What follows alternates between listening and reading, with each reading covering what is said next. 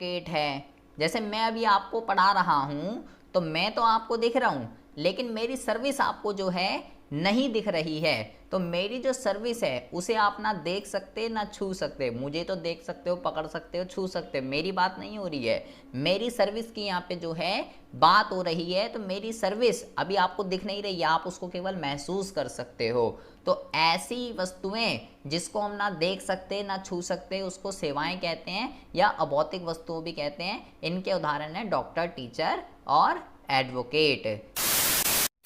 So hello guys, welcome back to my channel अर्थशास्त्र की नगरी। सो गाइज, जैसा कि आपने थंबनेल के अंदर देख ही लिया है, जी हाँ, हम बात करने वाले हैं आज अंतिम वस्तुओं के प्रकार के रिगार्डिंग। इससे प्रीवियस क्लास के अंदर मैंने आपको अंतिम वस्तुएं और मध्यवर्ती वस्तुएं क्या होती हैं ये कॉन्सेप्ट मैं आपको बहुत ही अच्छे से समझा चुका हूँ। अगर आपने वो वीडियो नहीं देखी है तो मेरे भाई सबसे पहले आप उस वीडियो को देख कर आइए, क्योंकि जब तक आपको यही नहीं पता होगा अंतिम वस्तुएं क्या होती हैं और मध्यवर्ती वस्तुएं क्या होती हैं, तो तब तक आप जो है इस टॉपिक को नहीं समझ पाएंगे। क्योंकि आज का जो टॉपिक है वो बहुत ही ज़्यादा जो है कंफ्यूजिंग टॉपिक है स्टूडेंट्स के लिए। क्योंकि यहाँ पे जो हिंदी में जो नाम होते हैं वस्तुओं के, वो ये दिक्कत है, एक नहीं, दो नहीं, तीन नहीं, चार चार नाम यहाँ पे जो है एक ही वस्तु के होते हैं। तो स्टूडेंट्स का जो है डाउट रहता है कि यार इसको ये भी कहते हैं, इसको ये भी कहते हैं, इसको ये भी कहते हैं, क्या क्या इसको जो है हम कहते हैं। इसलिए स्टूडेंट को जो है बहुत ही ज़्यादा डाउट रहता है इसके अंदर। तो आज मैं आपके जो है इस वीडियो के अंदर सारे के सारे डाउट जो है क्लियर करने वाला हूँ। बहुत ही ज़्यादा अटेंटिव होकर जो है आपको क्लास लेनी है, बहुत ही ज़्यादा ध्यान से आपको एक एक चीज़ें ज़रा समझनी है। अंतिम वस्तुओं के अगर हम प्रकार के रिगार्डिंग अगर हम बात करते हैं, अंतिम वस्तुएं क्या होती हैं ये तो हमने पढ़ लिया। अब इसके अगर हम प्रकार की बात करते हैं तो मेरे भाई ये होती हैं आपके दो प्रकार की। जैसे कि आप यहाँ पे देख ही रहे हैं, अंतिम वस्तुएं जो हैं वो दो प्रकार की होती हैं। सबसे पहली जो वस्तु होती है उसको हम कहते हैं उपभोक्ता वस्तु। और उपभोक्ता वस्तुओं के ही मैंने यहाँ पे चार नाम आपको लिख के दिखा दिए हैं। आप उपभोक्ता वस्तु को ही उपभोग वस्तु भी कह सकते हो, आप इसको अंतिम उपभोक्ता वस्तु भी कह सकते हो, और आप इसी को ही अंतिम उपभोग वस्तु भी कह सकते हो। ये चारों एक ही चीज़ें होती हैं, ठीक है जी। अच्छा, और दूसरी जो अंतिम वस्तु के प्रकार के अंदर आती है उसको हम कहते हैं पूंजीगत वस्तु, ठीक है। पूंजीगत वस्तु भी आप इसको कह सकते हो, उत्पादक वस्तु भी आप इसको कह सकते हो, अंतिम उत्पादक वस्तु भी आप इसको कह सकते हो, और टिकाऊ उत्पादक वस्तु भी आप इसको कह सकते हो। तो ये चारों के चारों नाम इसी के ही हैं, कोई अलग चीज जो है ये नहीं है।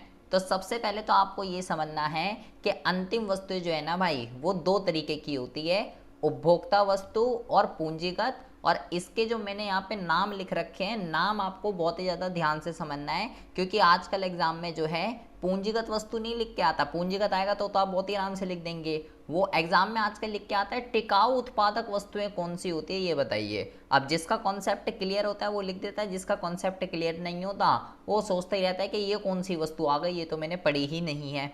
तो अभी हम फिलहाल सबसे पहले हम जो बात करने वाले हैं वो बात करने वाले हैं उपभोक्ता वस्तुओं के रिगार्डिंग। सबसे पहले अंतिम वस्तुओं का जो सबसे पहला टाइप है वो है भाई उपभोक्ता वस्तु।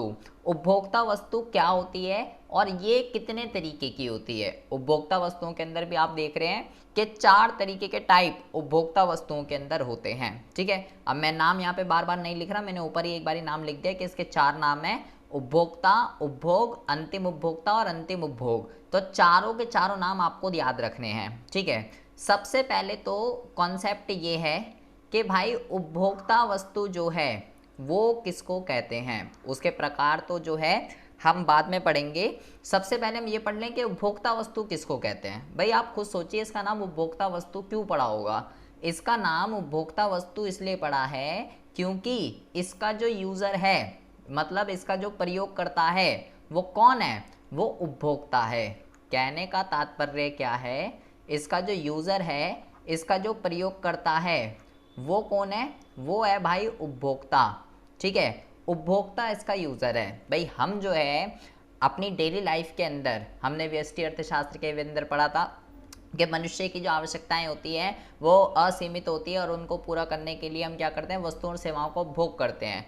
तो मानव अपनी नीड और अपनी वांट्स को सेटिस्फाई करने के लिए, अपनी नीड और अपनी वांट्स को सेटिस्फाई करने के लिए जितनी भी वस्तुओं सेवाओं का उपभोग करता है उसको आप कह सकते हो कि वो उपभोक्ता वस्तु होती है या उपभोग वस्तु होती है। सबसे पहली बात तो एक मार्क्स में उपभोक्ता या उपभोक्ता या क्या कहते हैं उपभोग वस्तु की डेफिनेशन भी पूछी जा सकती है। तो आप क्या लिखेंगे, आप लिखेंगे जैसे अभी मैंने यहाँ पे आपको बताया कि भाई मानव जो है अपनी मानवीय आवश्यकता को संतुष्ट करने के लिए जितनी भी वस्तुओं सेवाओं को उपभोग करता है वो क्या कहलाती है, वो कहलाती है उपभोक्ता वस्तु या उपभोग वस्तु। अच्छा, अब यहाँ पे आप देखेंगे मैंने इसको 4 जगह पे क्लासिफाई कर रखा है। पहली होती है टिकाऊ वस्तुएं, ठीक है, दूसरी होती है अर्ध टिकाऊ, तीसरी होती है गैर टिकाऊ और चौथी होती है सेवाएं।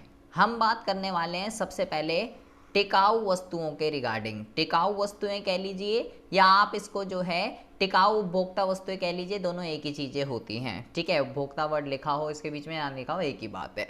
अच्छा, अब इसका नाम है टिकाऊ। तो टिकाऊ का मतलब क्या है, टिकाऊ का मतलब ये है कि भैया ये जो है ना लंबे समय तक चलती हैं। लंबे समय तक चलने का क्या मतलब है कि इन वस्तुओं का जो जीवन काल होता है, हमारे घर के अंदर आप वो सारी वस्तुएं देखिए जो आपने एक बारी खरीद ली और 10-15 साल तक की छुट्टी हो गई, जैसे कि लाइक टीवी है, ठीक है, वॉशिंग मशीन है, एसी है, स्कूटी है, ये सब क्या हैं, ये सब किसके एग्जाम्पल हैं, ये सब टिकाऊ उपभोक्ता वस्तुओं के एग्जाम्पल हैं, क्योंकि हमने इनको एक बारी खरीद लिया और भाई लंबे समय तक की जो है छुट्टी हो जाती है। तो टिकाऊ वस्तुएं कौन सी होंगी, टिकाऊ वस्तुएं वो वस्तुएं होती हैं जिनका जीवन काल कम से कम भी कम से कम मतलब ये समझ लो 5-10 साल तक तो चलेगा ही चलेगा, ठीक है। एक बारी उपभोक्ता अगर खरीद ले तो लंबे समय तक की इसकी छुट्टी हो जाती है, जैसे TV, washing machine, AC, scooty, car, ये सारी की सारी चीज़ें। और इनकी जो लागत होती है वो भी क्या होती है, वो भी बहुत ही ज़्यादा उच्च होती है, मतलब कि ये कॉस्टली आते हैं, ये सस्ती नहीं आती है। भाई कोई भी चीज़ ले लीजिए आप, इसमें से TV, washing machine, AC, scooty, car, ये ऐसा नहीं है 1-2 हज़ार रुपये की आ जाती है, लाखों रुपए की जो हैं ये चीज़ें आती हैं। तो टिकाऊ वस्तुओं का जो मूल्य होता है, लागत कह लीजिए या आप इसको जो है मूल्य भी आप इसको कह सकते हो, इनका जो मूल्य होता है वो बहुत ही ज़्यादा उच्च होता है। इनके उदाहरण मैंने यहाँ पे लिख दिए हैं, ठीक है। और इनका जो जीवन काल होता है, कितना होता है इसका जीवन काल, ठीक है, इसका जो जीवन काल होता है 10, यहाँ पे हम लिख देते हैं इसको जीवन काल को, इसका जो जीवन काल होता है, इसका जो जीवन काल होता है वो होता है 10 से 15 साल तक का, ठीक है जी। एक बारी उपभोक्ता अगर खरीद ले तो भाई उनकी छुट्टी, उदाहरण मैंने क्या लिख दिया, TV, washing machine, AC, scooty, car, ये सारी की सारी चीज़ें। अब आती है बात अर्ध टिकाऊ वस्तुएं कौन सी होती हैं, या आप इसको जो है अर्ध टिकाऊ उपभोक्ता वस्तुओं के नाम से भी जान सकते हो। अब ये क्या दिक्कत परेशानी है, ये थी टिकाऊ और ये थी अर्ध टिकाऊ। तो अर्ध टिकाऊ जो होती हैं इनका जीवन काल कितना होता है, इनका जो जीवन काल होता है वो होता है 1 से 1.5 साल, ठीक है। ज़्यादा से ज़्यादा कितनी चलती हैं, 1 से 1.5 साल तक ये चलती हैं। और इनके अगर हम मूल्य की बात करें तो वो इतना ज़्यादा उच्च नहीं होता, इनका मूल्य जो है कम होता है। और अगर हम बात करते हैं उदाहरण की तो लाइक आप इसमें लिख सकते हैं कपड़े। कपड़े एक बारी खरीद लेते हैं हम तो ज़्यादा से ज़्यादा 1 साल 1.5 साल तक पहनते हैं, उसके बाद वो क्या हो जाते हैं, ख़राब हो जाते हैं, दोबारा उसको हम पहनते थोड़ी ना है। तो अर्ध टिकाऊ अगर हम उपभोक्ता वस्तुओं की बात करते हैं, अर्ध टिकाऊ उपभोक्ता वस्तुएं वो वस्तुएं होती हैं जिनका जीवन काल 1 से 1.5 साल तक का होता है। मूल्य की अगर बात करें तो चीप होती हैं, सस्ती होती हैं। और उदाहरण की अगर हम बात करें तो वो हो गए कपड़े, ठीक है जी। अच्छा, अब हम बात करते हैं सबसे, ये आपको भाई ये सारी चीज़ें ध्यान रखनी है। टिकाऊ का मतलब है लंबे समय तक चलेगी, टिकाऊ का मतलब टिक जाना लंबे समय तक। अर्ध टिकाऊ का मतलब, अर्ध टिकाऊ का मतलब चलेगी तो सही लेकिन इतनी नहीं चलेगी जितनी की टिकाऊ है। टिकाऊ का तो जीवन काल 10 से 15 साल तक का है, लेकिन अर्ध टिकाऊ का जो है वो, अब ऐसा नहीं है मैं 10 साल तो चलेगी ही चलेगी। अब आप कहीं सोचो, आपके दिमाग में अगर ये आ रहा हो कि भाई अगर वो 8वें साल में ही खराब हो गई, 5वें में ही खराब हो गई, तो क्या वो टिकाऊ नहीं रहेगी।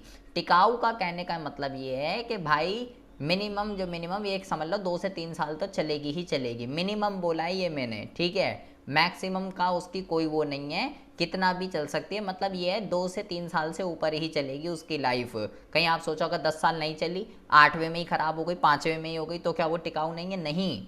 2 साल से अगर ऊपर है तो वो टिकाऊ है, ऐसा समझ सकते हैं आप। और अर्ध टिकाऊ 1 से 1.5 साल तक, ठीक है। और मिनिमम बोला है, मिनिमम दो, मैक्सिमम की तो कोई सीमा ही नहीं है, कितना भी चल सकती है जितनी उसकी ज़िंदगी। और ये सारी बातें ध्यान रखनी है, क्योंकि जो हम अगला कॉन्सेप्ट पढ़ेंगे, ये टिकाऊ का वर्ड मैं क्या बता रहा हूँ, अर्ध टिकाऊ का मतलब मैं क्या बता रहा हूँ, और गैर टिकाऊ का मतलब मैं क्या बता रहा हूँ। क्योंकि आने वाला जो कॉन्सेप्ट है, आने वाला जो कॉन्सेप्ट है वो जो है इसी के ऊपर पूरा का पूरा बेस है। तो ये बात आप जो है ध्यान रखिएगा। अब आती है बात तीसरी वस्तु के रिगार्डिंग, गैर टिकाऊ वस्तुएं। इसको जो है एकल उपयोग उपभोक्ता वस्तुएं भी कह सकते हो, या आप गैर टिकाऊ उपभोक्ता वस्तुओं के नाम से भी इसको जो है जान सकते हो। तीन नाम है इसके, गैर टिकाऊ वस्तुएं, गैर टिकाऊ उपभोक्ता वस्तुएं, ठीक है, या चौथा भी नाम ऐसा लिख सकते हो, गैर टिकाऊ उपभोग वस्तुएं, ये भी लिख सकते हो। भाई जहाँ जहाँ उपभोक्ता है वहाँ वहाँ उपभोग आएगा ही आएगा, सिंपल सी बात है, ठीक है, क्योंकि मैं ऊपर उसको सारे नाम बता चुका हूँ। या इसका एक ये भी नाम है एकल उपयोग उपभोक्ता वस्तुएं। तो आपको ये ध्यान रखना है, इसके नाम से ही पता चल रहा है इसका जीवन काल कितना है, इसका जीवन काल कितना होगा। एकल उपयोग, तो एकल उपयोग का मतलब केवल वन टाइम, मतलब हम अपनी डेली लाइफ के अंदर ऐसी सभी चीज़ें जो यूज़ करते हैं केवल एक ही बारी यूज़ करने के बाद वो ख़त्म हो जाती है, जैसे दूध, ब्रेड, अंडे, ये सब चीज़ों के हम यहाँ पे उदाहरण लिख देते हैं, ठीक है। जैसे कि हम यहाँ पे लिख देते हैं दूध, लिख देते हैं ब्रेड, लिख देते हैं वेजिटेबल्स, लिख देते हैं। भाई रोज़ आती है ना दूध, ब्रेड, वेजिटेबल, सब्जियाँ रोज़ आती हैं, खाते हैं ख़त्म हो जाती है, खाते हैं ख़त्म हो जाती हैं। तो ऐसी वस्तुएं जो केवल एक ही बारी यूज़ होती हैं, एक बारी यूज़ करने के बाद, एक बारी उपयोग करने के बाद ख़त्म हो जाती हैं, उसको गैर टिकाऊ वस्तुएं कहते हैं, या एकल उपयोग उपभोक्ता वस्तुएं, या गैर टिकाऊ उपभोक्ता वस्तुएं, या गैर टिकाऊ भोग वस्तुएं कहते हैं। चार नाम है इसके, ध्यान रखिएगा, ये बहुत ही ज़्यादा इंपॉर्टेंट है आने वाले कॉन्सेप्ट में। ये टिकाऊ, अर्ध टिकाऊ और गैर टिकाऊ, ये तीनों बहुत ही ज़्यादा यूज़ होने वाले हैं। आने वाला जो कॉन्सेप्ट है वो तभी आपको समझ में आएगा जब आपको ये कॉन्सेप्ट क्लियर होगा, ठीक है। और रही बात इनके मूल्य की, तो इनका मूल्य जो है वो भी कम ही होता है, इतना ज़्यादा वो नहीं होता, उच्च नहीं होता। और लास्ट जो वस्तु है ये है भाई सेवाएं। सेवाएं क्या होती हैं, चौथा। सेवाओं को आप जो है, इसका भी दूसरा नाम है भाई, जैसे सबके दो दो नाम है तो ये अकेला क्यों है, इसको आप अभौतिक वस्तुएं भी कह सकते हो, ठीक है। तो सेवाएं वो अभौतिक वस्तुएं होती हैं जिसको आप देख नहीं सकते, छू नहीं सकते, केवल महसूस कर सकते हो। क्या बोला मैंने, मैंने ये बोला कि भाई जो सेवाएं जो होती है ना, सेवाओं को मैंने बोला कि आप इसको जो दूसरा नाम है वो है अभौतिक वस्तुएं, इसको आप अभौतिक वस्तुएं भी कह सकते हो। और मैंने ये बोला कि ये जो अभौतिक वस्तुएं होती हैं ये ऐसी वस्तुएं होती हैं जिसको ना तो आप जो है देख सकते हो और ना ही आप इसको जो है छू सकते हो। जैसे कि इसके जो उदाहरण होते हैं, इसके जो उदाहरण होते हैं वो होते हैं डॉक्टर है, टीचर है, एडवोकेट है। जैसे मैं अभी आपको पढ़ा रहा हूँ तो मैं तो आपको दिख रहा हूँ, लेकिन मेरी सर्विस आपको जो है नहीं दिख रही है। तो मेरी जो सर्विस है उसे आप ना देख सकते ना छू सकते। मुझे तो देख सकते हो, पकड़ सकते हो, छू सकते हो, मेरी बात नहीं हो रही है, मेरी सर्विस की यहाँ पे जो है बात हो रही है। तो मेरी सर्विस अभी आपको दिख नहीं रही है, आप उसको केवल महसूस कर सकते हो। तो ऐसी वस्तुएं जिसको हम ना देख सकते ना छू सकते उसको सेवाएं कहते हैं, या अभौतिक वस्तुओं भी कहते हैं। इनके उदाहरण है डॉक्टर, टीचर और एडवोकेट। ये उपभोक्ता वस्तुओं के अंदर कौन सा टाइप आता है, ये उपभोक्ता वस्तुओं के अंदर फोर्थ टाइप के अंदर इसको जो है काउंट किया जाता है, ठीक है जी। तो आई होप आपको जो है बहुत ही अच्छे से समझ में आ गया होगा। अभी मैंने आपको जो पढ़ाया है अंतिम वस्तुओं के हम जो प्रकार के रिगार्डिंग हम जो बात कर रहे हैं, इसके अंदर मैंने अभी आपको केवल ये वाला टाइप पढ़ाया है, उपभोक्ता वस्तु। नाम बेटा ध्यान रखिएगा, उपभोक्ता, उपभोग, अंतिम उपभोक्ता, अंतिम उपभोग। क्योंकि एग्जाम में कुछ भी लिख के आ जाता है आजकल, सीधा सीधा कुछ नहीं पूछता, सब कुछ टेढ़ा पूछता है। तो अभी हमने ये पढ़ा है, ये मैं अभी आपको नहीं पढ़ाऊंगा, अगले में पढ़ाऊंगा, क्योंकि ये जो है ये तो सबसे ही ज़्यादा कंफ्यूजिंग है। पूंजीगत, उत्पादक, अंतिम उत्पादक और टिकाऊ। ठीक है, तो ये क्या कॉन्सेप्ट होता है, किन वस्तुओं को पूंजीगत वस्तुएं कहते हैं, ये हम अगली कक्षा के अंदर जो है पढ़ने वाले हैं। बट आपको सबसे पहले ये कॉन्सेप्ट बहुत ही अच्छे से क्लियर जाना चाहिए। अंतिम और मध्यवर्ती क्या होती है ये मैंने बता दिया। अंतिम वस्तुएं दो प्रकार की होती है और उसका भी एक प्रकार आपने पढ़ा है उपभोक्ता वस्तु। उपभोक्ता वस्तु को क्या होती है, उपभोक्ता वस्तु क्या होती है, उपभोग वस्तु, और उसके भी 4 टाइप होते हैं। टिकाऊ किसको कहते हैं, ये टिकाऊ, ये अर्ध टिकाऊ और ये गैर टिकाऊ। ये तीनों तो आप घोल के पी जाइएगा क्योंकि ये एग्ज़ाम के पॉइंट ऑफ व्यू से बहुत ही ज़्यादा इम्पॉर्टेंट है। ये सेवाएं चाहे आप पढ़िए या ना पढ़िए, लेकिन ये ज़रूर पढ़ लीजिएगा। ठीक है जी, तो आई होप आपको जो है बहुत ही अच्छे से समझ में आ गया होगा कि किन वस्तुओं को उपभोक्ता वस्तुएं कहते हैं। इसमें आपका कोई भी डाउट है, कोई भी इशू है तो आप मेरे को कमेंट बॉक्स में कमेंट कर सकते हैं। वीडियो अगर आपको अच्छी लगी हो तो प्लीज़ इस वीडियो को ज़्यादा से ज़्यादा लाइक और अपने फ्रेंड्स में शेयर ज़रूर कीजिएगा। मिलते हैं आपसे नेक्स्ट वीडियो में ऐसे इंटरेस्टिंग टॉपिक के साथ। तब तक के लिए have a good day, bye bye, take care.